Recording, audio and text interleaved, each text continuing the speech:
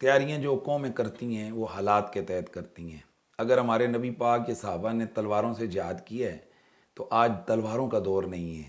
انہوں نے تیر سے جہاد کی ہے تو آج تیر کا دور نہیں ہے. آج ٹیکنالوجی کا دور ہے. وَأَعِدُّوا لَهُمْ مَا اسْتَطَعْتُمْ کے تحت آج اگر کوئی ایٹم بم بناتا ہے تو وہ بھی اسی چیز میں کیٹیگری میں فال کرتا ہے کہ وہ مجاہد فی سبیل اللہ ہے.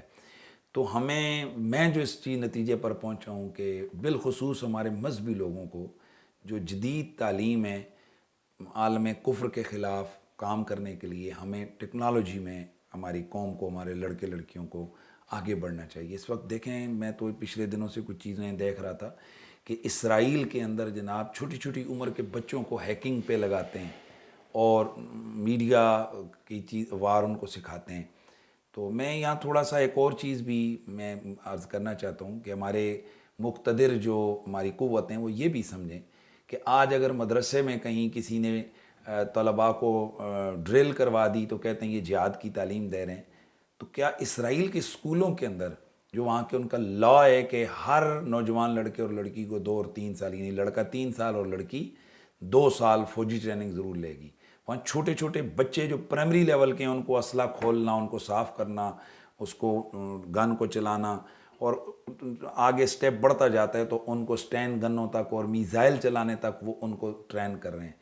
تو سوال یہ پیدا ہوتا ہے کہ اگر یہود اس جدید دور میں وہ اپنے سکولوں کے اندر ان کی مذہبی مدرسوں کو چھوڑیں جو ان کے سکول ہیں ان کے اندر وہ اپنے لوگوں کو فوجی ٹریننگ دیں اور ان کو اپنے مذہب کے حوالے سے ان کو ایکسٹریم لیول پہ جا کر یہ تعلیم دی جائے کہ اس دنیا میں جینے کا اگر صحیح حق ہے تو یہودیوں کو ہے، باقی تمام لوگ ان کے سامنے کیڑے مکوڑوں کی طرح ہیں. اگر ضرورت پڑے تو جیسے ہم کیڑے کو کچل سکتے ہیں ویسے آپ کسی بھی انسان کو مار سکتے ہیں. یہ ان کی بنیادی تعلیم ان کو دی جائے.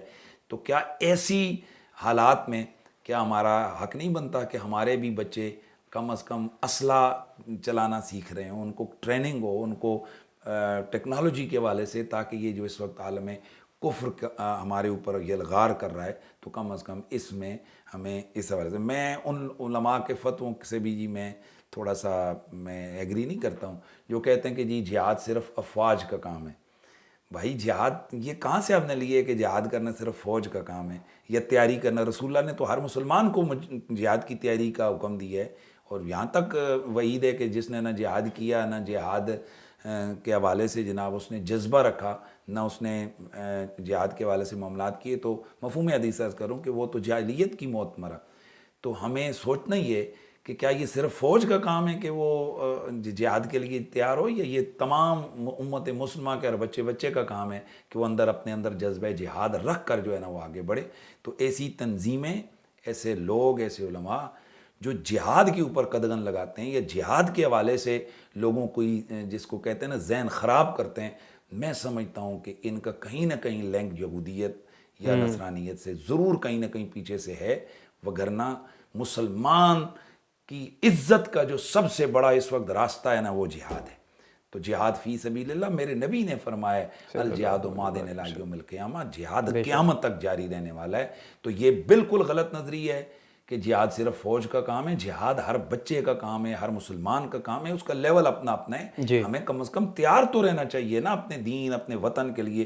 کل اگر ہماری اللہ نہ کرے افواج کے اوپر کوئی بڑی فوج چڑھ دوڑتی ہے اور ہماری یہ فوج اس کے قابل نہیں ہے اور اپیل کرتے ہیں کہ عوام ہمارے ساتھ جناب والا کھڑے ہو کر ہماری مدد کرو، تو ہم سوٹے ماریں گے ان کے ساتھ. بڑی گہری اور دور اندیش بات ٹھیک ہے، کی آپ نے. نہیں ہم کیا دشمن کو سوٹوں سے بگائیں گے، بٹے ماریں گے، ان کو غلیلیں ماریں گے. لہٰذا اس وقت ہماری فوج کو بھی چاہیے اور ہمارے اداروں کو بھی چاہیے کہ وہ اسکول لیول پر، کالجز پر، جیسے پہلے NCC کی ٹریننگز ہوتی تھیں ان کو واپس لے کر آئیں تاکہ پوری قوم کے اندر جناب ایک ان کا جذبہ ہو.